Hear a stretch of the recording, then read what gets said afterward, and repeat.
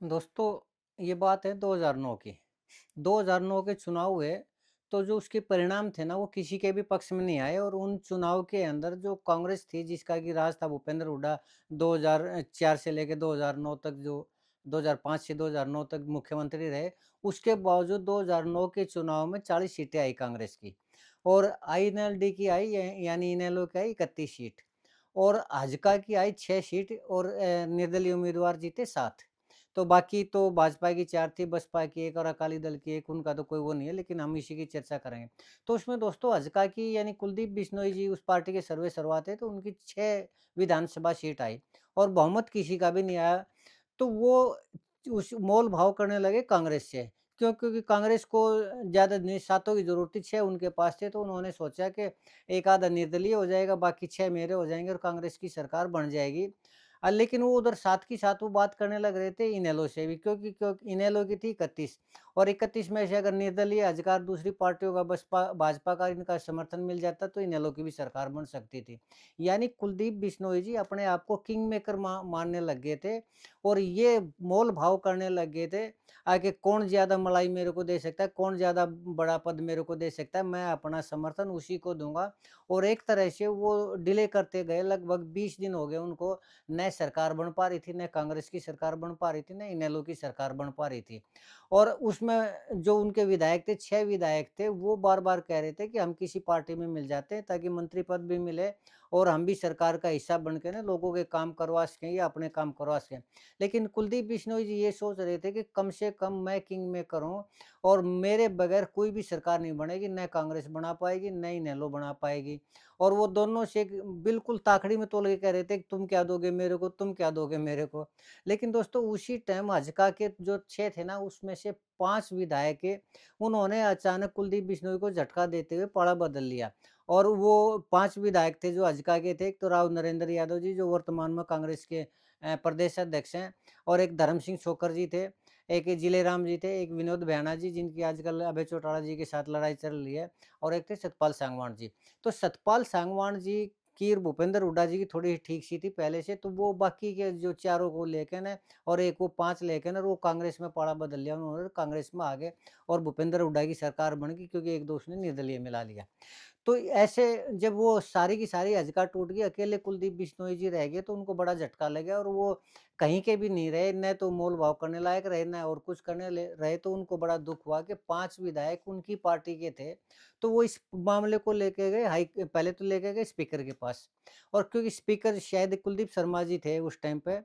Confirm तो नहीं है लेकिन शायद कुलदीप शर्मा जी थे, तो स्पीकर के पास लेके गए, स्पीकर ने उस मामले को खींच दिया लगभग 2 ढाई साल तक, यानी 2 ढाई साल तक उसका कोई भी फैसला नहीं दिया कि भाई उनकी जो 5 विधायक थे, उनकी विधानसभा सदस्यता रद्द होनी चाहिए या नहीं होनी चाहिए या क्या होना चाहिए। तो जब उन्होंने देखा कि ये टाइम वेस्ट करने लग रहे हैं, तो फिर वो चले गए हाई कोर्ट में, उनको निलंबित करवाने के लिए, उनकी विधानसभा की सदस्यता खत्म करवाने के लिए। कोर्ट में भी हाई कोर्ट में भी दोस्तों जब तक उनका फैसला आया ना तब तक अगले विधानसभा की यानी 2014 की वो जारी हो चुकी थी चुनाव की घोषणा कि कब चुनाव होंगे। तो अब ये देखिए कि 5 साल तक वो केस लड़ते रहे और जब वो फैसला आया उनकी सदस्यता निलंबित करने का टाइम आया और कोर्ट ने जो फैसला दिया तब तक उनका कार्यकाल पूरा हो चुका था। और ये कुलदीप बिश्नोई जी के मामले में नहीं, ये मैंने सैकड़ों ऐसे उदाहरण देखे हैं कि जब कोई घपले की या किस तरह की प्रत्यक्ष दिखाई देता है, उसके बावजूद भी लोग जीत जाते हैं और दूसरा जो उम्मीदवार है वो कोर्ट में जाता है, तो कोर्ट में दोस्तों 5 साल तक लग जाते हैं और फिर उस फैसले का कोई भी औचित्य नहीं रहता, कोई भी मतलब नहीं रहता और उसमें जो पाड़ा बदलने वाले हैं वो अपने 5 साल तक मलाई खाते रहते हैं और ये एक फिक्स पैटर्न है। तो दोस्तों आज भी एक ऐसा ही मामला हुआ है और उस मामले में भी जब ये मामला हुआ और उन्होंने वे हाई कोर्ट में गए तब भी मैंने कह दिया था कि हाई कोर्ट में जाने का कोई फ़ायदा नहीं है। क्यों? क्योंकि जो सत्ता पक्ष है चाहे वो किसी भी पार्टी का हो, वो इस तरह के खेल खेलता ही रहता है और जो मैंने उस टाइम कहा था यानी चुनाव होते ही जो 3 सदस्य थे, वो हारे हुए सदस्य थे, वो कोर्ट में गए थे, उसी टाइम वीडियो बनाई थी कि ये मामला 5 साल के बाद इसका फैसला होगा। और ऐसा ही दोस्तों एक मामला आज हुआ है, मैं आपको सुनाऊँगा सारा सब कुछ कि क्या मामला है और जो मैंने कहा था वो सच हुआ है या नहीं हुआ। बस आप बने रहिए मेरे तक, मैं आपको सब कुछ बताऊँगा। तब तक आपसे निवेदन है कि आप मेरे इस चैनल को सब्सक्राइब ज़रूर करें दोस्तों, आपको भी सुनकर मज़ा आएगा। बस अभी गया और अभी आया 5 सेकंड के अंदर।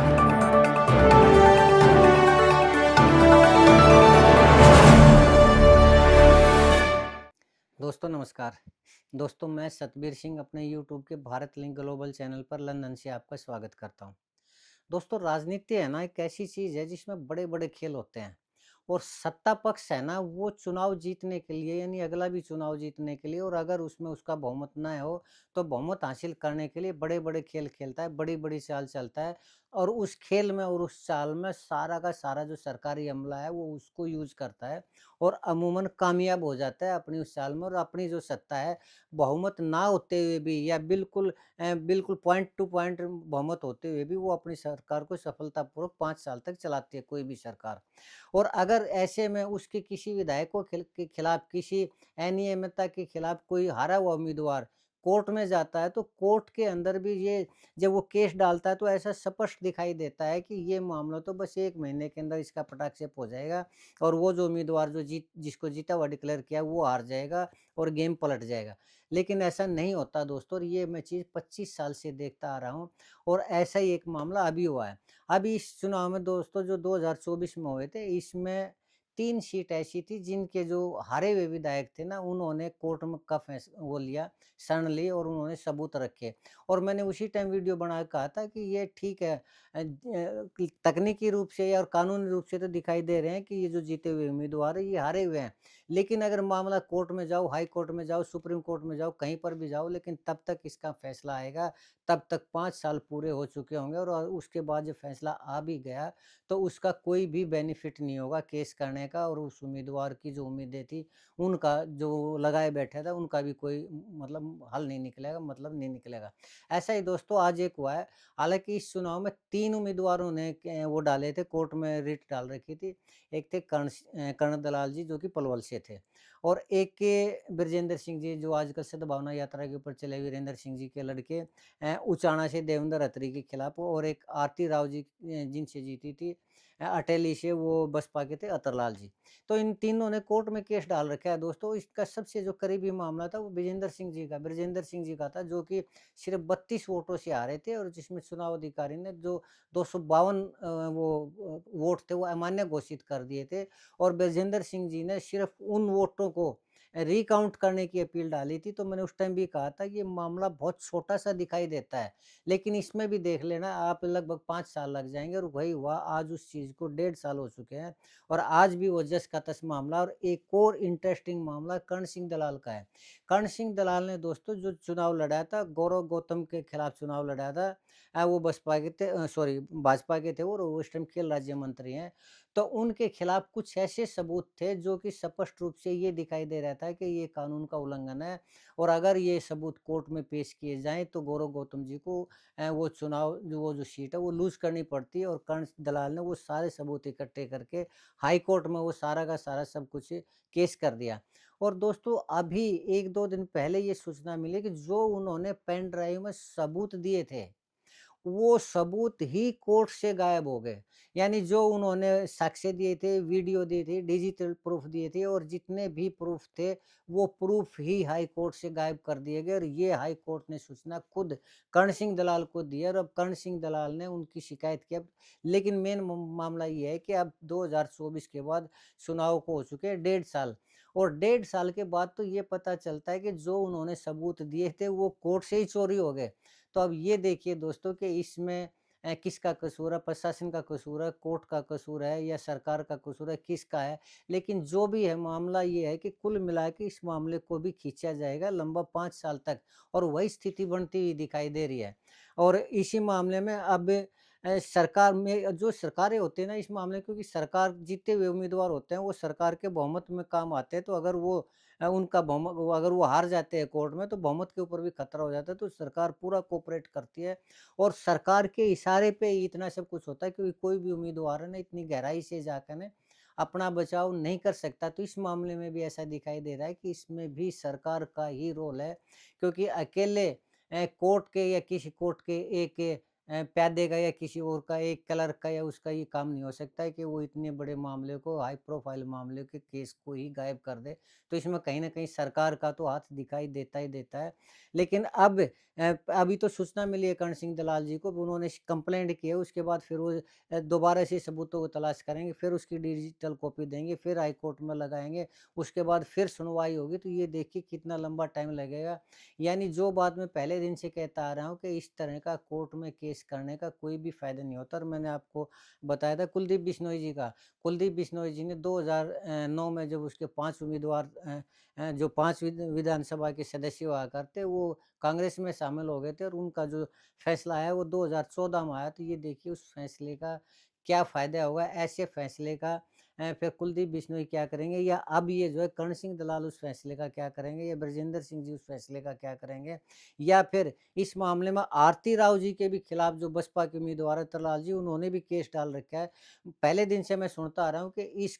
तारीख में उसका फैसला हो जाएगा, इस तारीख में आरती राव की सदस्यता, विधानसभा की सदस्यता खत्म हो जाएगी, या तरलाल जी विजयी घोषित होंगे। लेकिन मैंने तब भी वीडियो को बना के कहा था कि ऐसा कुछ भी नहीं होगा। ये जो केस है ये 5 साल तक चलता रहेगा, क्योंकि अगर फैसला बीच में आ भी जाता है, तो फिर उस फैसले के खिलाफ पुनर्विचार याचिका डाली जाती है, नए सबूत क्रिएट किए जाते हैं, और फिर अगर हाई कोर्ट से भी मामला खत्म हो जाए, तो फिर उस मामले को सुप्रीम कोर्ट में ले जाया जाता है। यानी कुल मिला के 5 साल तक वो कैंडिडेट जो किसी भी तरीके से श्याम दाम दंड भेद धोखे से या किसी उससे जीता भी है, तो 5 साल तक आराम से वो विधायक रहेगा, अगर मंत्री बना है तो मंत्री रहेगा, और मलाईदार पदों पर रह के ना अपनी मलाई खाता रहेगा। जब अगले इलेक्शन होंगे तब तक फिर नए सिरे से इलेक्शन होंगे, और वो पिछले उसका कोई फ़ायदा नहीं होता। ये है हमारी वर्तमान न्याय व्यवस्था, और ये हमारी सरकारों के क्रियाकलाप दोस्तों। तो आज ऐसा ही मामला कर्ण सिंह दलाल जी का सामने आया है, जो मैं पहले ही कह दिया था कि कोई फ़ायदा नहीं, बड़े-बड़े खेल खेले जाएँगे। तो आज खेल हो चुका है दोस्तों, अब देखते हैं आगे क्या होता है, कैसे होता है। लेकिन फ़िलहाल तो वही हो रहा है जो मैंने पहले दिन ही कहा था कि ऐसा होगा। ख़ैर दोस्तों, आज के लिए इतना ही। मुझे उम्मीद है कि आपको मेरी ये वीडियो पसंद आई होगी। अगर आपको लगता है कि मेरा ये विश्लेषण सही है, तो आपसे अनुरोध करूँगा कि आप मेरे इस वीडियो को लाइक करें, शेयर करें और कमेंट करें। दोस्तों, अगर आपको लगता है कि मेरा कहना सोचना गलत है, तो भी कमेंट करके बताएँ, ताकि इसी तरह की वीडियो मैं आपके सामने लाता रहूँ। चलते-चलते एक निवेदन और करना चाहूँगा कि मेरे इस चैनल को सब्सक्राइब ज़रूर करें। आपने मेरा ये वीडियो देखा इसके लिए आपका बहुत-बहुत धन्यवाद। नमस्कार, जय हिंद, जय भारत।